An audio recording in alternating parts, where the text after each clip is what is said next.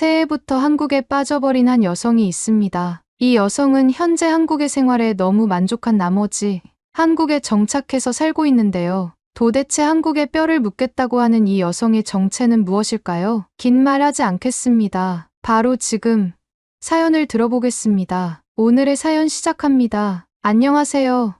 저는 중국 산둥성에서 나고 자란 32살 쉬링이라고 해요. 여러분도 아시다시피 저는 어릴 때부터 중국이라는 나라에 대해 강한 자부심을 가지고 있었습니다. 중국은 세계에서 가장 오래된 문명을 가진 대국이라는 이야기를 수없이 들으며 자랐어요. 중국의 우월주의를 바탕으로 가족, 학교, 사회 모두가 저에게 중국이 세계를 이끄는 중심 국가라는 인식을 심어줬죠. 그래서 저는 자연스럽게 다른 나라, 특히 한국, 일본과 같은 이웃 국가를 생각할 때면 중국이 없으면 아무것도 아닌 나라라는 고정관념을 가지고 있었습니다. 대학교를 졸업한 뒤 저는 산둥성 현지의 대기업에 입사하게 되었는데요. 신입사원으로 월급 8,000위안 약 160만 원을 받으며 직장을 다니기 시작했어요. 당시에는 그 금액도 적지 않다고 생각했지만 저는 열심히 노력하여 3년 만에 월급을 12,000위안 약 230만 원으로 올릴 수 있게 되었죠. 또래 친구들보다 높은 소득을 받는다는 평가를 받으며 주변의 친구들에게 부러움과 선망의 대상으로 자리 잡았습니다. 이때까지 저는 중국에서 나름대로 안정적이고 성공적인 직장인이 되었다고 자부했습니다. 그러나 시간이 흐를수록 제가 속한 직장 문화와 업무 환경에서 오는 피로감이 점점 더 커지기 시작했어요. 대다수의 중국의 직장에서는 996 근무제, 즉 오전 9시부터 밤 9시까지 주 6일 동안 근무하는 근무제도가 표준처럼 여겨졌고 저희 회사도 예외는 아니었습니다. 상사 중심의 수직적 조직 문화에서 상사에게 의견을 제시하면 건방지다는 평가가 돌아오기 마련이었고 회의는 일방적인 지시로만 이루어졌어요. 직원들끼리도 자유로운 소통은 거의 불가능했고 상부에서 내려온 지시를 이행하는 시스템으로 직장이 돌아갔죠. 더욱이 야근은 매우 일상적이었고 워라밸은 기대조차 할 수 없는 회사 구조였습니다. 복지 제도는 매우 제한적이었으며 회사는 직원들에게 개인 발전보다는 회사에 대한 충성이 곧 자신과 기업, 그리고 중국의 위상을 드높이는 일이라고 강조했습니다. 그럼에도 저는 이러한 삶이 당연하다고 생각했습니다. 중국에서 자라면서 익숙해진 환경이었으니까요. 그리고 무엇보다 저는 중국이 세계에서 가장 강력한 국가라는 믿음을 가지고 있었기 때문에 중국에서 일하면서 이 정도 급여를 받는다는 것이 제게 가장 합리적인 선택이고 남부럽지 않은 삶이라고 여겼습니다. 하지만 중국의 뽕맛에 취해버린 제 인생을 한순간에 뒤바꿔 놓은 사건이 발생하고 말았어요. 작년 여름, 그날은 유난히 더운 날이었고 회사에서 야근을 하고 늦은 밤에 피곤한 몸을 이끌고 집으로 돌아온 저는 샤워를 마치고 맥주를 한잔 하고 있었습니다. 지친 몸에 알코올을 수혈하며 나른한 휴식을 취하는 도중 4년 전 한국으로 이직한 친구 수희준에게 영상통화가 걸려왔어요. 그녀는 서울에서 디자이너로 일하며 한국에서의 새로운 삶을 살고 있던 친구였죠. 수희준, 너무 오랜만이야. 한국 생활은 할만해? 정말 고생이다. 저는 한국에서 고생하고 있을 수희준에게 단순한 안부차 말을 건네었습니다. 우월한 중국을 떠나 타지에서 고생하는 직장인들의 이야기를 많이 들었던 터라 측은하기까지 했죠. 그런데 그녀의 대답은 제가 예상했던 것과는 180도 달랐습니다. 정말 좋아. 일이 많긴 하지만 돈도 많이 벌고 회사 분위기가 너무나도 좋아.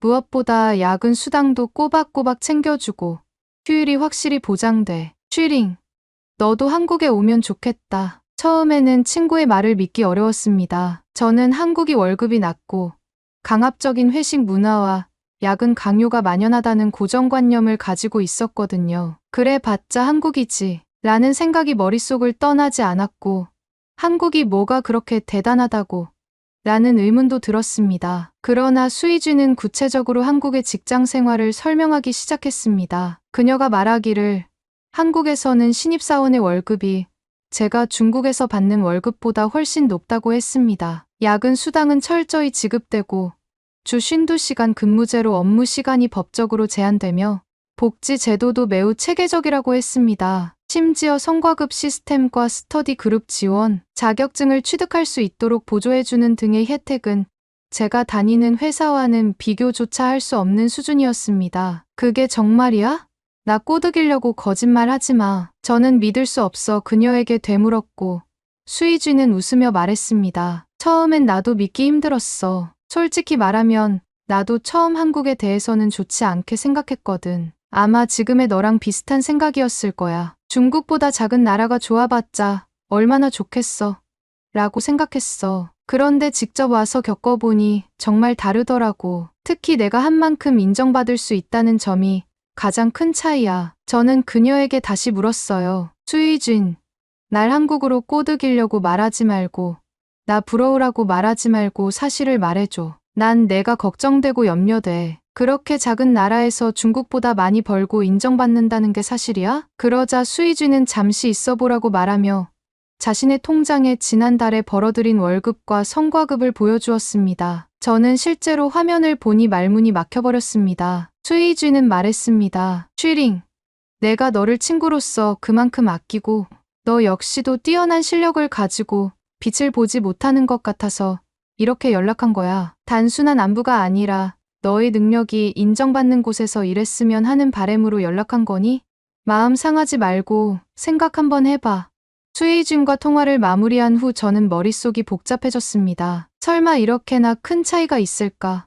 한국은 작은 나라고 인구도 적은데 저는 인터넷을 켜고 VPN으로 우회하여 한국의 채용 공고와 노동 환경에 대한 정보를 찾아보기 시작했습니다. 정보들을 하나하나 천천히 읽어보던 중 저는 소스라치게 놀라며 제 입을 틀어 막았습니다. 검색 결과는 상상했던 것보다 이상이었기 때문입니다. 제가 일하는 디자인 관련 직군에서 한국 기업들이 외국인 채용에 매우 적극적이라는 사실과 함께 기본적으로 제공되는 급여와 복지 수준이 현재 제가 속한 환경을 크게 앞지르고 있다는 것을 발견했습니다. 여러 기업들을 하나하나씩 보며 솔깃한 제안들도 많이 보였던 저는 마음을 굳게 잡고 새로운 기회를 잡아야겠다는 결심이 서기 시작했습니다. 중국에서만 머물러서는 제 스스로가 더 이상 발전이 없을 것 같다는 생각이 들었습니다. 저의 능력을 발전시키고 더 윤택하고 보람된 삶을 살기 위해선 새로운 도전이 필요했습니다. 그렇게 저는 한국으로의 이직을 결심했습니다. 한국으로 이직을 결심한 후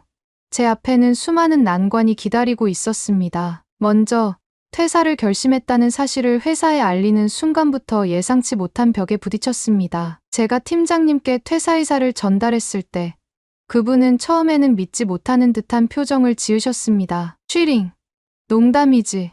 너는 우리 팀의 핵심 멤버야. 지금 갑자기 떠나면 이 팀은 어떻게 되는 거지? 그 말을 듣고 순간 마음이 흔들리기도 했습니다. 하지만 제 결심은 단단했습니다. 저는 팀장님께 제가 한국으로 이직하려는 이유를 차분히 설명했습니다. 저는 새로운 환경에서 제 가능성을 더 키우고 싶습니다. 한국에서 얻을 수 있는 경험은 저에게 큰 자산이 될 거라고 생각합니다. 그러자 팀장님은 제 말을 듣고 깜짝 놀라며 의자에 털썩 주저앉으셨습니다. 그리고 헛웃음을 치더니 제게 비아냥대며 말씀하셨습니다. 내가 잘못 들은 거지.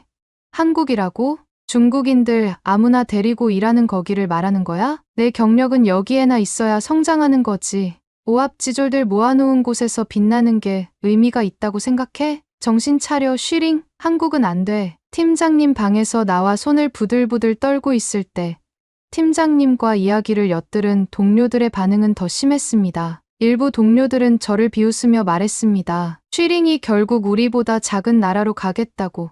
거기서는 손 하나 까딱하면 한국인들이 박수 쳐주는 곳이야. 쉽게 일하려고 가는 거라면 가봐. 얼마나 잘 살 수 있을지 두고 볼게. 저는 이런 회사를 다니고 있다는 것이 몹시 싫었습니다. 썩어 빠진 뇌를 가지고 우물 안에 갇혀서 버둥버둥대는 팀원들을 보며 혐오감까지 들기 시작했어요. 저는 바로 사직서를 쓰고 팀장님 방에 다시 가서 냉정한 어조로 퇴사를 하겠다고 못을 박았습니다. 그 이후 회사에서 저를 바라보는 분위기가 더욱 나빠졌습니다. 심지어 퇴사 전 업무에서 작은 실수를 했을 때 어떤 동료는 비아냥거리며 한국에서 손 하나 까딱하는 것처럼 일 처리하는 거야?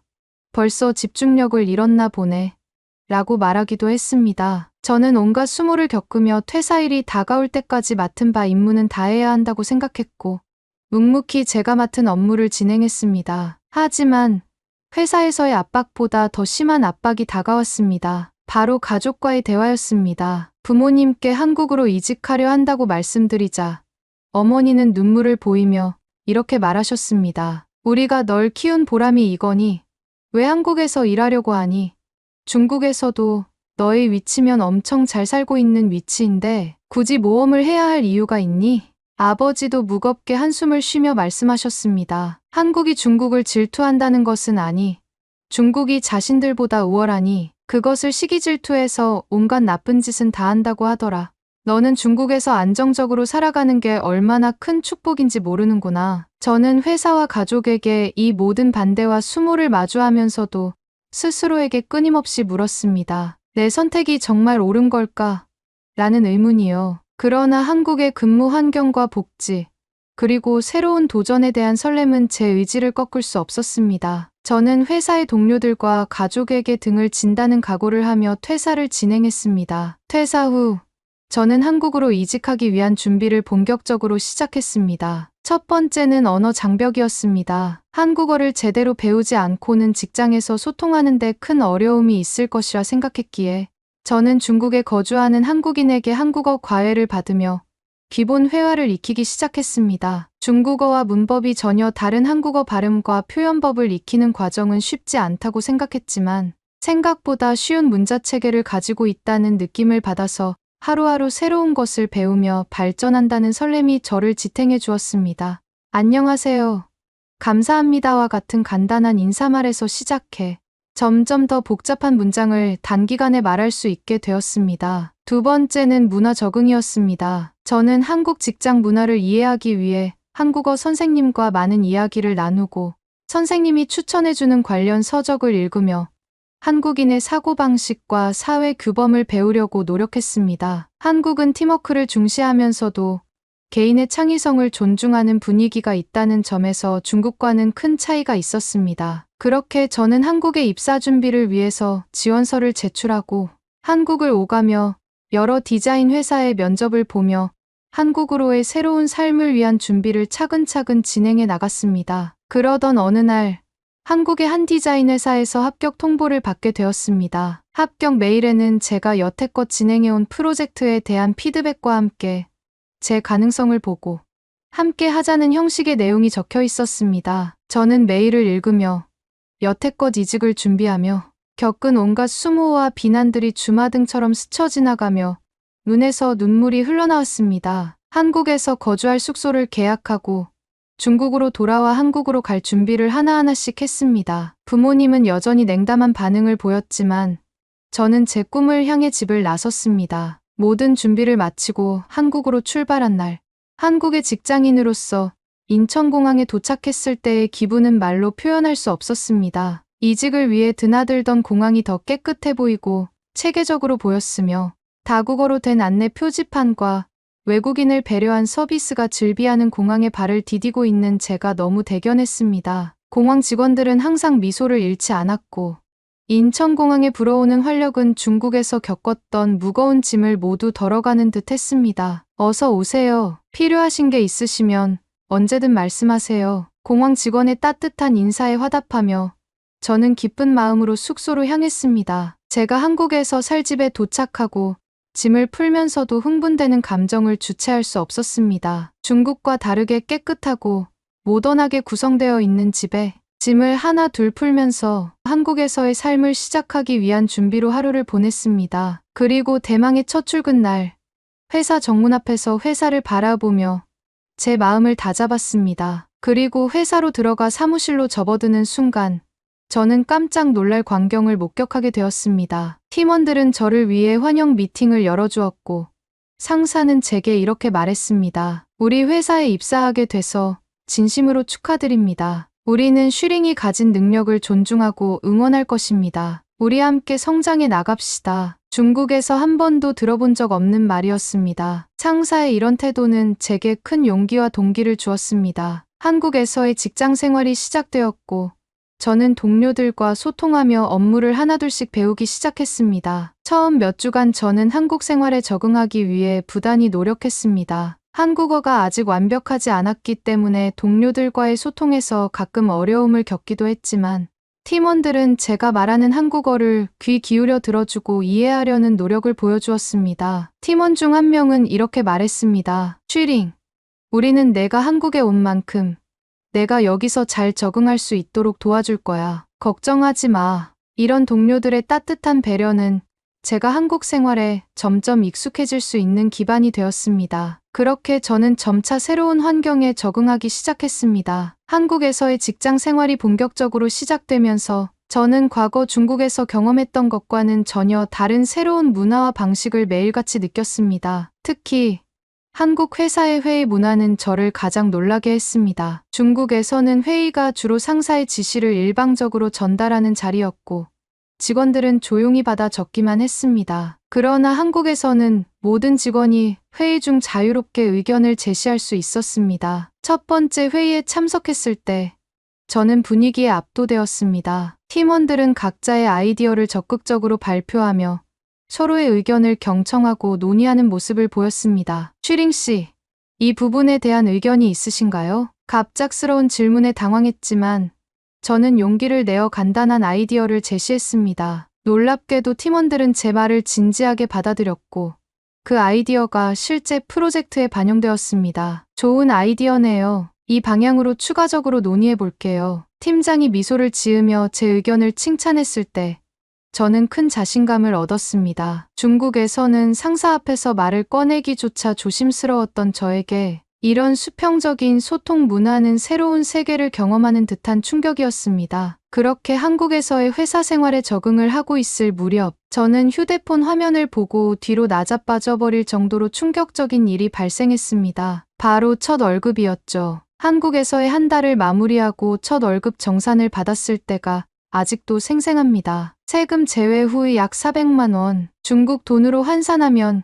약 24,000위안으로 제가 중국에서 받던 월급의 2배가 넘는 금액이었습니다. 저는 제 눈을 의심하며 몇 번이나 눈을 비비고 화면을 바라봤습니다. 중국에서 무시하던 한국으로의 이직이 옳고 바람직한 선택이었다는 것을 눈으로 직접 보고 확인한 순간이었죠. 더군다나 기본 월급 외에도 성과급, 야근 수당, 그리고 다양한 복지 혜택까지 제공되었기에 경제적인 안정감이 가면 갈수록 더욱 커졌습니다. 예를 들어 회사에서는 스터디 그룹 비용을 지원해 주었고 업무에 필요한 자격증 취득을 위한 학습 비용도 보조해 주었습니다. 또한 한국 회사에서는 정시 퇴근이 기본이었고 야근을 해야 할 경우에도 그에 대한 보상이 확실히 이루어졌습니다. 회사 내부에는 직원들이 자유롭게 쉴 수 있는 카페테리아와 헬스장이 마련되어 있었고 매주 금요일에는 직원들을 위한 영화 관람 프로그램이 제공되었습니다. 저는 한국에서의 삶에 아주 만족하고 있다는 것을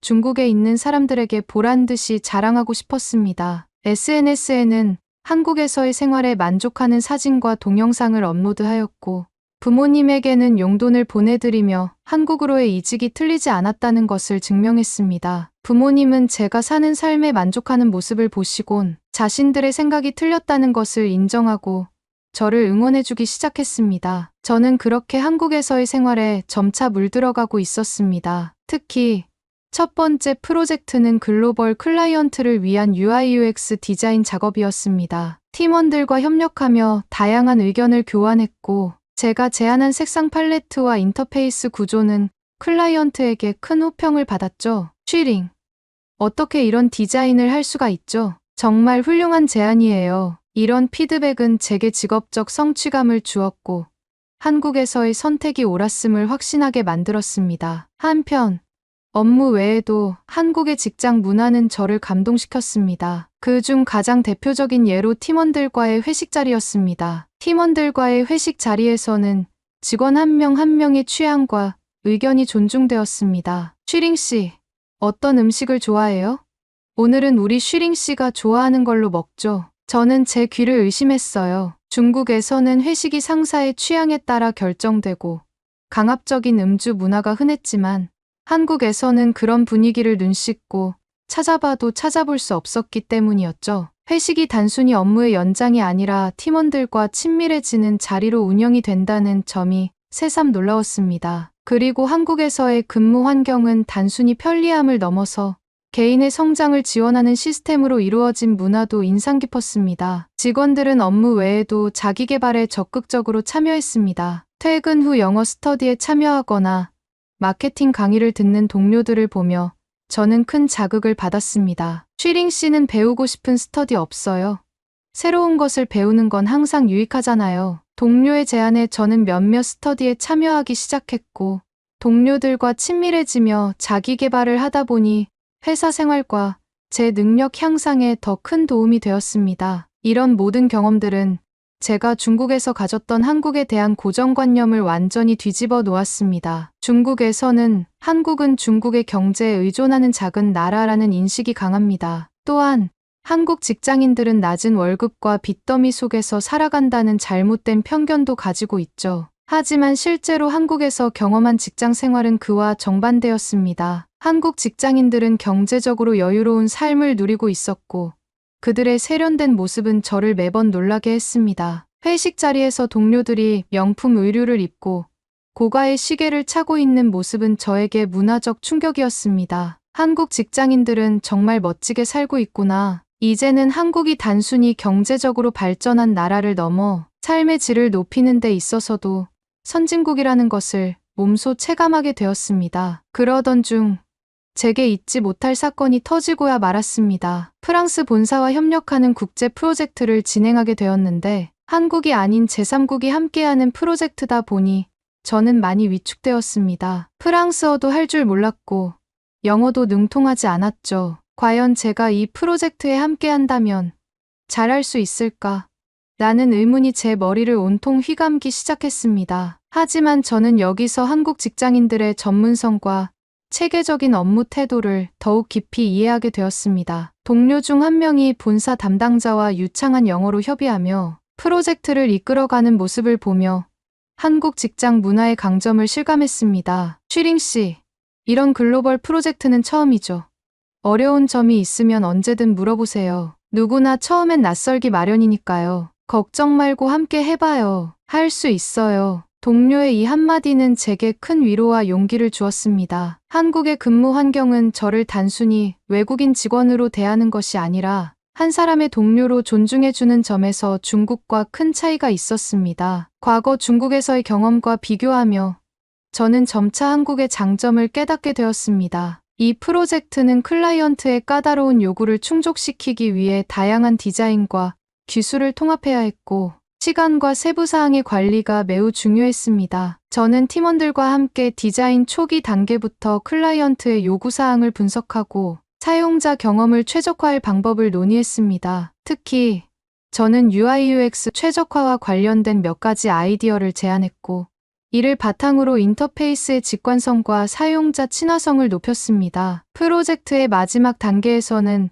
프랑스 본사와 긴밀히 협력해야 했습니다. 동료들과 함께 프랑스 본사 담당자들과 매일 화상 회의를 통해 피드백을 조율했고, 프랑스어를 잘하지 못했던 저는 영어와 간단한 한국어로 논의를 이어갔습니다. 팀원 중 한 명이 제 부족한 영어를 보완하며 적극적으로 도와준 덕분에 프로젝트는 성공적으로 마무리될 수 있었습니다. 쉬링 씨가 기여한 덕분에 이 프로젝트가 성공했습니다. 팀장이 회의에서 이렇게 말하며 저를 격려해 주었을 때 저는 이곳에서의 노력이 결실을 맺었다는 뿌듯함을 느꼈습니다. 프랑스 본사와 협력했던 국제 프로젝트는 제 한국 직장 생활에서 가장 큰 성과로 남을 수 있게 되었습니다. 프로젝트가 성공적으로 끝난 뒤 회사는 프로젝트 참여자들에게 특별 인센티브를 지급하며 노고를 치하했습니다. 저는 한국에서의 직장 생활에서 큰 성과를 거둔 것만으로도 만족스러웠는데 인센티브까지 챙겨주는 회사가 대단해 보였습니다. 솔직히 인센티브 금액이 궁금했던 저는 은행 어플을 들어가 계좌를 조회해봤습니다. 그리고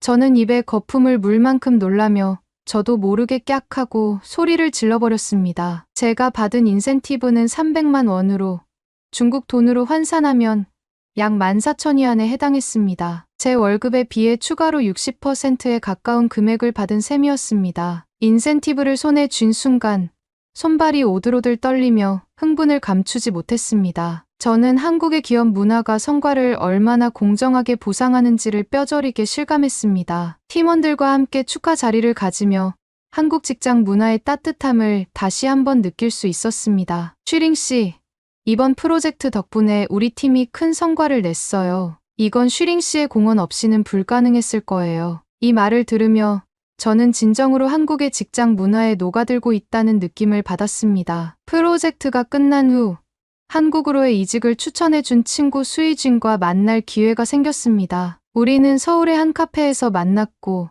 오랜만에 얼굴을 마주하며 서로의 안부를 나눴습니다. 슈링, 한국 생활은 어때? 적응 잘하고 있어? 저는 미소를 지으며 답했습니다. 내 덕분에 정말 잘 지내고 있어. 이곳 직장 문화는 정말 놀라워. 나에게 많은 것을 알려주고 있어서 너무 행복해. 왜 이제서야 왔나 싶어. 수희쥐는 그녀가 한국에서 직장 생활을 시작하며 느꼈던 경험을 공유했습니다. 한국의 장점은 노력한 만큼 인정받는다는 거야. 여기서는 성과를 내면 모두가 그 가치를 존중해줘. 그리고 제일 마음에 드는 건 워라밸. 휴식과 일은 밸런스가 맞아야 효율이 오른다는 것을 한국은 아는 거지. 저는 고개를 끄덕이며 동의했습니다. 한국에서의 직장 생활은 단순히 경제적 안정감을 넘어서 개인의 성장과 만족감을 동시에 가져다주는 환경이었습니다. 그러던 그때 수희준이 웃으며 제게 말했습니다. 사실 나는 한국에서 더 자연스럽게 생활하기 위해 윤수진이라는 이름을 사용하고 있어. 이 이름은 내 본명을 한국식으로 바꾼 거야. 이름을 바꾸고 나니 더 이곳에 어울리는 느낌이 들더라. 그녀의 이야기를 들으며 저는 한국에서의 생활을 더 깊이 받아들이고 싶다는 생각이 들었습니다. 그래서 저도 제 본명을 한국식으로 바꾼 예명을 지어보기로 했습니다. 뭐가 좋을지 고민을 하다가 제 이름 슈링을 바탕으로 이수린이라는 이름을 선택했습니다. 윤수진, 난 이제 이수린이야. 이 이름은 한국에서의 새로운 시작을 상징하는 내 이름이니까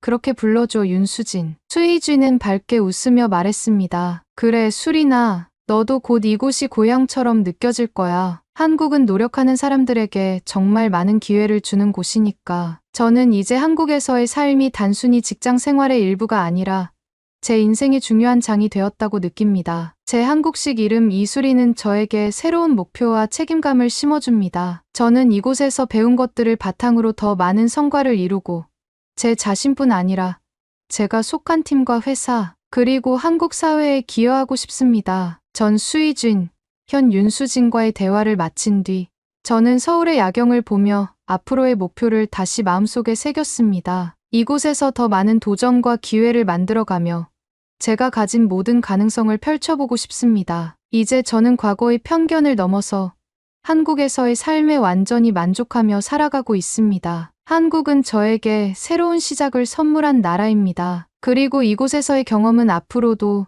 저를 성장시키는 가장 큰 자산으로 남을 것입니다. 오늘의 사연은 여기까지입니다. 2024년 한 해 감동 비디오를 찾아주신 여러분께 진심으로 감사의 말씀을 드립니다. 앞으로도 좋은 사연을 여러분께 들려드릴 수 있도록 최선의 노력을 다하겠습니다. 2025년 새해 복 많이 받으세요. 겨울철 독감이 날이 갈수록 심해지고 있습니다. 실내와 실외의 온도차가 극심한 만큼 건강에 유의해야 될 것 같아요. 목 건강이 독감의 가장 좋은 예방법이라고 합니다. 마스크는 필수로 착용하시는 게 좋다고 하며 목을 마르게 하는 차나 커피는 조금 참고 충분한 물을 섭취하여 목을 항상 촉촉하게 유지해주는 것이 좋다고 해요. 여러분이 아프지 않고 항상 건강하길 진심으로 바랍니다. 그리고 오늘의 이야기가 마음에 드셨다면 구독, 좋아요 부탁드리겠습니다. 다음엔 더 좋은 사연으로 여러분을 찾아뵙겠습니다. 시청해주셔서 감사합니다. 2024년 12월 16일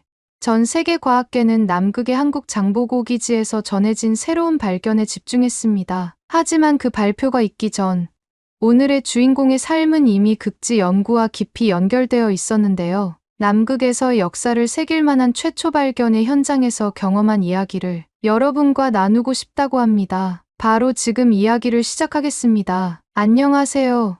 한국인 여러분. 저는 아네타 크바시니에프스카, 폴란드 헬리크 아르틀스 기지에서 생물학 연구를 하고 있는 연구학자입니다. 현재는 극지방 생물체들의 생존 전략을 연구하며 지구상 가장 가혹한 환경에서 생명이 살아가는 방식에 매료되어 이곳에 왔죠. 제가 지금 남극에 있는 이유에 대해 간략히 설명드리기 위해선 시간을 거슬러 올라가야 해요. 저는 폴란드 북부의 작은 마을에서 자랐어요. 제 고향은 끝없이 펼쳐진 숲과 겨울이면 얼어붙는 호수로 유명한 곳이었죠. 어린 시절, 저는 하루 종일 자연 속을 탐험하며 동식물들을 관찰하는 데 많은 시간을 보냈습니다. 특히 겨울이면 사람들이 얼음 위에 구멍을 뚫고 낚시를 하는 모습을 지켜보며 얼음 밑의 세계에 대해 호기심을 느꼈습니다. 이 추운 겨울의 호수 아래에 어떤 생명체들이 살고 있을까? 이런 추위 속에서도 살아남을 수 있는 이유가 뭘까?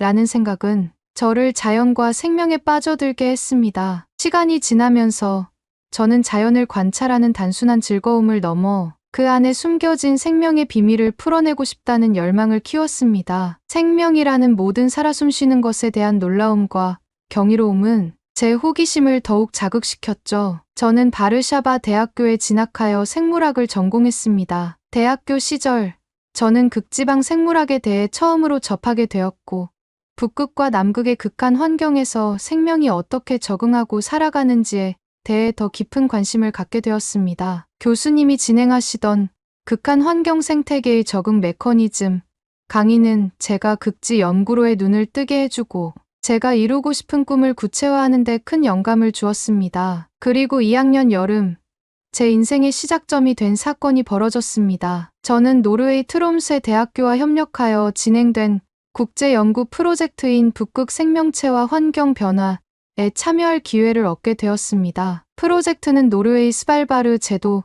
근처 해빙 아래 생태계를 연구하는 것을 목표로 하는 프로젝트였죠. 어릴 적 마을의 호수 아래 있는 생명체보다 더 극한 환경인 스발바르 제도 현장에서 손을 오돌오돌 떨어가며 샘플을 채취하고 얼음 밑 세계를 처음으로 경험했습니다. 두꺼운 얼음을 뚫고 나오는 차가운 바닷물에 정신이 번쩍 들며 온몸의 근육이 얼어붙는 느낌이 들었지만 그 안에서 발견된 미세 플랑크톤의 생명력은 제게 경이로움 그 자체였습니다. 아주 작은 미세 플랑크톤이 움직이는 모습을 보며 제가 느꼈던 살을 애는 추위는 순식간에 녹아들었고 제 열정의 불씨를 지피는 중요한 순간으로 자리 잡았죠. 이 경험은 단순한 학문적 성과를 넘어 제가 연구자로서 어떤 방향으로 나아가야 할지 확신을 주었습니다. 이후 학부 졸업 논문은 북극에서 수집한 데이터를 바탕으로 작성되었고 이는 제가 대학원에서 본격적으로 극지 연구를 시작하는 계기가 되었습니다. 대학원에서는 극한 환경에서의 미생물 생태계와 탄소 순환 기여도라는 주제를 선택했습니다. 이 연구는 북극과 남극에서 발견된 플랑크톤과 해양 생물이 지구의 탄소 순환에 미치는 영향을 분석하는 것이었습니다. 극지방 생태계가 단순한 환경적 요소를 넘어 지구 환경에 얼마나 중요한 역할을 하는지를 깨달으며 저는 남극으로 연구 범위를 확장하기로 결심했습니다. 그 결심의 끝에는 폴란드의 남극 연구 기지인 헬리크 아르틀스 기지가 있었습니다. 헬리크 아르틀스 기지는 남극 킹조지 섬에 위치한 연구소로 1977년 처음 개설된 이래 폴란드의 극지 연구를 대표하는 중심지로 자리 잡았습니다. 남극에서 가장 오랫동안 생물과 기후변화에 대한 연구를 지속하고 있는 이 기지는 킹조지 섬의 서쪽 끝 아드미랄티 만 인근에 자리 잡고 있어요.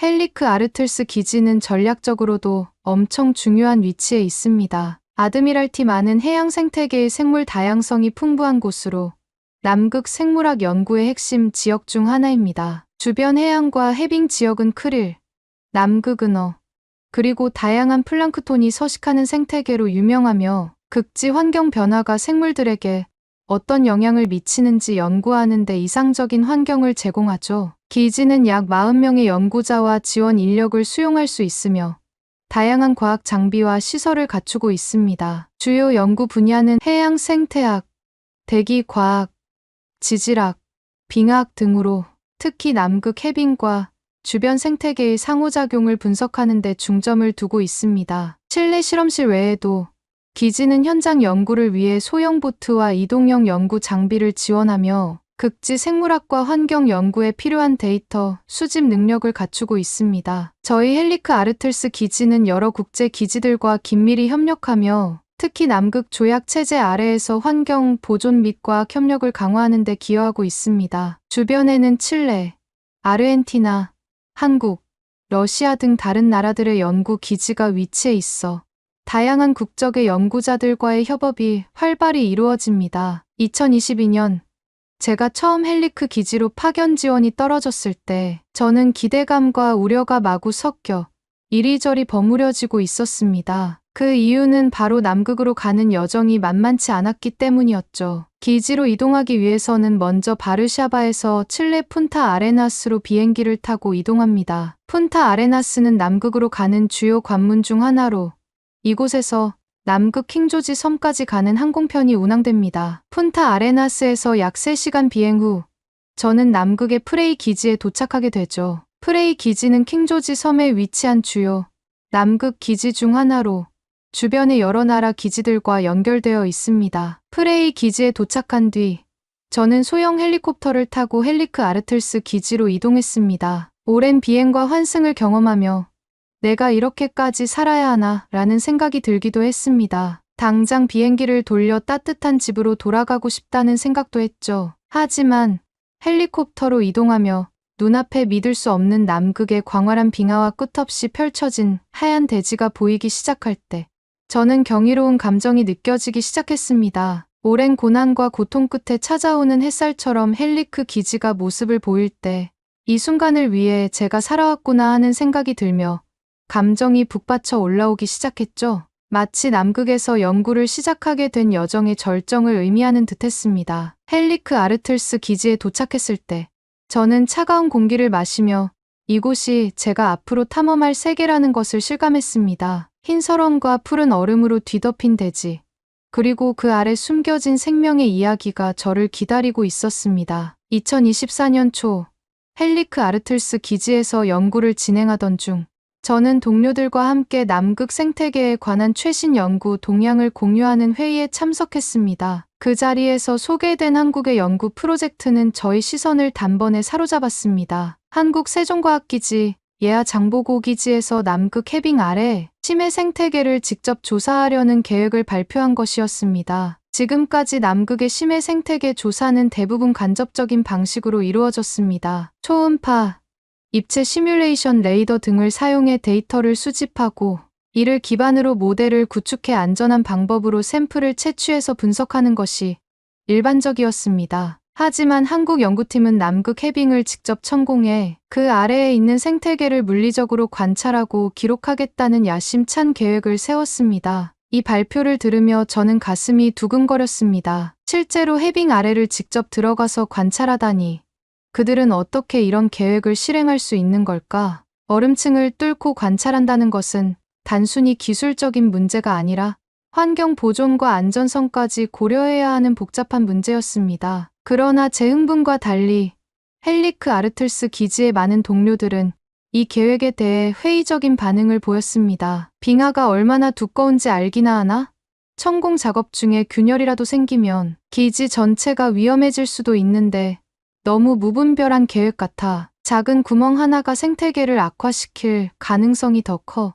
지금도 기후변화로 빙하의 균열층이 빈번해지고 빙하의 질량이 축소되어 위태로운데 굳이 이렇게까지 해야 하나? 그리고 인근에 위치한 중국 기지에서는 한국의 프로젝트에 대해 강한 반발을 제기했습니다. 그들은 한국이 심해 생태계를 가지고 놀며 지구 전체를 파괴하려 한다며 으름장을 놓았습니다. 남극 생태계를 보호해야 할 책임을 져야 할 국가가 오히려 이곳을 위협하려는 거냐? 라는 비판은 연구계에서 상당한 논란을 일으켰습니다. 하지만 주변 동료들과 중국 연구원들의 불평에도 불구하고 저는 한국 연구팀의 접근 방식에 매료되었습니다. 이론과 모델을 넘어 직접 관찰을 통해 얻는 데이터의 가치는 비교할 수 없을 정도로 중요하다는 것을 잘 알고 있었기 때문입니다. 한국 연구팀이 실패할 수도 있겠지만 성공한다면 남극 생태계 연구에 새로운 길을 열어줄 것이라고 믿었습니다. 이 연구를 지켜보며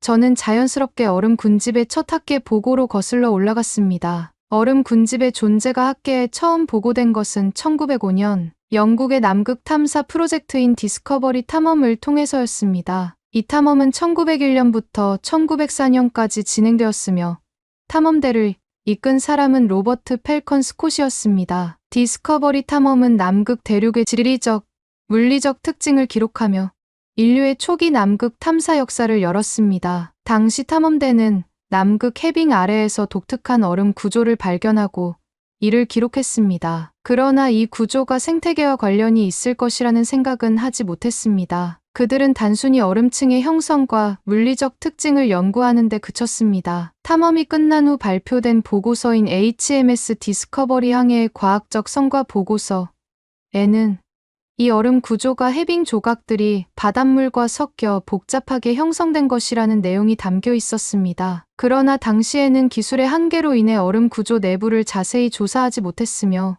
생물학적 탐사는 탐험의 부수적인 영역에 불과했습니다. 저는 이번 한국 연구가 얼음 구조의 내부를 직접 확인하고 영국 디스커버리가 해결하지 못한 숙제를 마무리할 수 있는 좋은 기회라고 생각했어요. 한국인은 섬세한 작업을 잘한다는 것은 전 세계적으로 인정받잖아요. 마치 반도체 산업이나 나노테크놀로지와 같은 연구 분야에서 말이에요. 저는 한국의 기술력을 믿고 저희 기지의 연구 책임자에게 강하게 요청했습니다. 저를 한국 세종과학기지로 파견 보내주세요. 그들과 함께 이 계획을 직접 확인하고 싶습니다. 만약 문제가 생긴다면 우리가 현장에서 협력해 대안을 마련할 수도 있을 겁니다. 책임자는 잠시 망설였지만 제 열정과 연구 목표를 이해하며 마침내 허락했습니다. 저는 곧바로 한국 연구팀과 연락을 주고받으며 파견 준비를 시작했습니다. 몇 주 후, 저는 장보고 기지에 도착했어요. 한국 연구원들은 저를 따뜻하게 맞아주며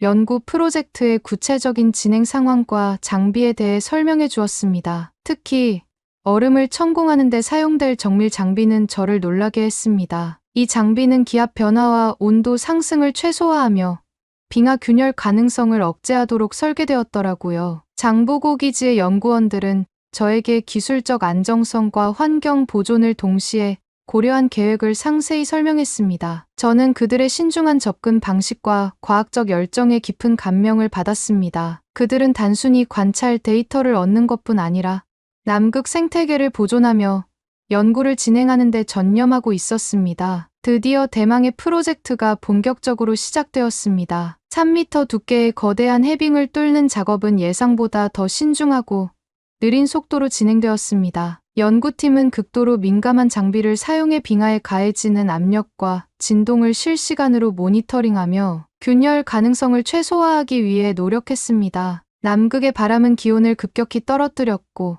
연구팀은 두꺼운 장갑과 보온복을 착용한 상태에서도 손끝이 얼어붙을 것 같은 추위를 느끼며 작업에 집중했습니다. 남극의 기온으로 인해 천공하는 장비가 얼어붙어 해동을 하길 몇십 시간. 마침내 해저를 탐사할 수 있는 구멍이 완성되었습니다. 사람 한 명이 들어갈 정도의 크기로 만들어진 구멍은 마치 빛을 삼키는 블랙홀처럼 차갑고 깊어 보였습니다. 천공이 얼지 않도록 그리고 빙하의 균열이 더 심해지지 않도록 모든 연구원이 촉각을 곤두세우고 몰두했습니다. 탐사를 위한 모든 장비가 준비된 후 잠수부가 천천히 물속으로 몸을 담갔습니다. 연구팀은 숨을 죽이고 모니터 화면을 응시하며 잠수부의 움직임을 따라갔습니다. 잠수부가 얼음 밑바다로 들어가자 전혀 다른 세계가 모습을 드러냈습니다. 머리 위에는 칼날처럼 날카롭고 투명한 얼음 조각들이 서로 얽혀 있었고 빛이 거의 닿지 않아 어두운 심연 같은 분위기가 연출되었습니다. 조명이 닿을 때마다 얼음층은 반짝이는 오로라처럼 빛을 발하며 환상적인 장관을 만들어냈습니다. 마치 우주의 한 부분 같아 무전기를 통해 들려오는 잠수부의 목소리에 연구실 안의 팀원들이 탄성을 내질렀습니다. 더 깊이 내려가자 얼음 조각들은 단순히 떠다니는 형태가 아니라 서로 얽히고 설켜 복잡한 군집을 이루고 있었습니다. 군집은 끊임없이 미세한 움직임을 보이며 살아있는 구조물처럼 보였고 군데군데 초록빛이 은은하게 빛났습니다. 이건 단순한 얼음 덩어리가 아니야. 생명이 가득한 구조물 같아. 라는 잠수부의 목소리에 연구팀은 흥분을 감추지 못했습니다. 얼음 군집 틈 사이에서 무언가 움직이는 그림자가 포착되었습니다. 조명이 가까이 비추자 그것은 바다의 천사 클리오네였습니다. 투명한 몸체와 날개처럼 보이는 지느러미를 천천히 흔들며 유영하는 모습은 마치 물속에서 춤을 추는 듯한 신비로움을 자아냈습니다. 잠수부가 더 깊이 들어가자 클리오네 외에도 얼음 틈새를 집처럼 사용하는 남극 물고기들이 나타났습니다. 그 모습을 직접 영상으로 확인한 연구팀은 일제히 환호를 하기 시작했습니다. 그리고 생태계의 경이로움을 확인하는 순간이 제 눈앞에 펼쳐졌습니다. 남극 은어가 얼음 군집에 알을 붙여놓으며 새로운 생명의 잉태를 준비하고 있었다는 사실을 눈으로 확인했기 때문이었죠. 남극 은어의 산란법은 연구팀 모두를 놀라게 했습니다. 알은 얼음 속에 보호받고 있었고 마치 투명한 보석처럼 반짝이며 빛을 반사했습니다. 이 생명체들은 얼음 군집을 단순한 환경이 아닌 생존의 중심으로 활용하고 있었습니다. 잠수부는 장비를 이용해 얼음 군집의 일부를 조심스럽게 채취했습니다. 채취한 군집을 연구소로 가져와 분석을 한 결과 초록빛의 원인은 식물성 플랑크톤이라는 사실이 밝혀졌습니다. 이들은 극한의 환경에서도 광합성을 통해 이산화탄소를 흡수하며 남극 바다가 지구 탄소 순환에 중요한 역할을 하는데 기여하고 있었습니다. 이 과정은 생태계를 넘어 전 세계 대기의 탄소 균형에 직접적인 영향을 미친다는 점에서 과학적 가치가 컸습니다. 플랑크톤을 먹이로 삼은 작은 생명체들은 죽은 뒤 바다 깊숙이 가라앉아 탄소를 저장하고 있었고, 이는 남극 바다가 흡수하는 이산화탄소의 40%가 이 지역에서 처리되고 있다는 사실과 연결되었습니다. 남극의 바다가 지구상에서 인간들이 내뿜고 있는 이산화탄소를 정화하는데 큰 기여를 한다는 사실이 실질적인 발견과 측정으로 드러나게 된 것이었습니다. 이 발견은 단순한 생태학적 관찰을 넘어 기후변화의 경고를 담고 있었습니다. 한국 연구원들은 천공 이전 남극의 빙하 데이터를 분석하던 중 해빙 두께가 예상보다 얇아지고 있고 얼음 군집 주변의 온도가 점차 상승하고 있다는 충격적인 사실을 발견했다고 했습니다. 이는 남극 생태계가 점점 더 취약해지고 있음을 의미하며 해빙이 녹아내린다면 전 세계 생태계에도 치명적인 영향을 미칠 것임을 시사하고 있었죠. 한국 연구팀 팀장이 이 내용을 연구팀들에게 다시 상기시키는 순간 연구실 안에 있던 모두가 무거운 침묵에 잠겼습니다. 발견의 감격과 함께 우리가 남극 생태계를 보존하기 위해 해야 할 일이 무엇인지 깨닫게 된 순간이었습니다. 우리는 단순히 발견만 하는 사람들이 아닙니다. 우리가 살고 있는 이 지구 생태계를 지키기 위한 실질적인 행동을 할 수 있는 방안도 마련해야 합니다. 라는 팀장의 말에는 단순히 한국뿐만 아니라 전 세계를 걱정하는 하나의 인간의 마음이 담겨 있었습니다. 남극 해빙 아래에서 발견된 생태계는 단순히 학문적 성과를 넘어섰습니다. 연구팀이 관찰한 얼음 군집 내부의 복잡한 생태계와 클리오네,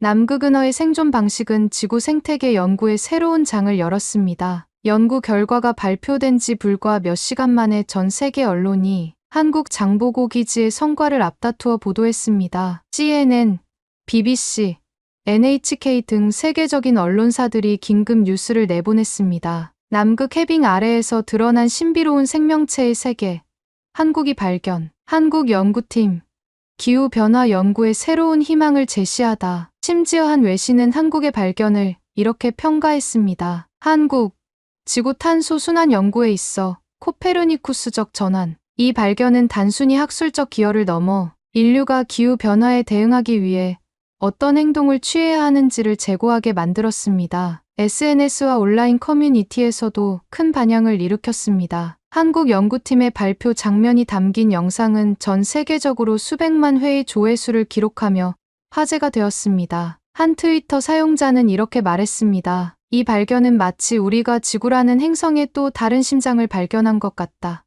발표 이후 전 세계 과학자들과 기자들이 남극으로 몰려들기 시작했습니다. 헬리크 아르틀스 기지와 세종과학기지는 각국의 과학연구소, 환경단체, 언론사들의 연락 요청으로 하루도 바쁘지 않은 날이 없었습니다. 특히 세종과학기지로 보내진 취재 요청은 하루에만 300건이 넘었으며 연구팀은 중요한 인터뷰와 협력 회의를 진행하느라 정신없이 바빴습니다. 기지에서는 한국 연구팀이 수집한 데이터를 바탕으로 전 세계 학자들과의 협력을 확대하고 있었습니다. 연구 결과가 공개되면서 새로운 연구 과제와 협력 방안에 대한 논의가 이어졌습니다. 한편 UN 산하 기후변화 패널은 이 발견의 중요성을 즉각적으로 반영하며 긴급 회의를 소집했습니다. 이 발견은 단순히 과학적 성취를 넘어 전 지구적 생태계 보호 논의를 촉발시켰습니다. 환경 단체들은 이번 발견을 기후 변화 대응에 있어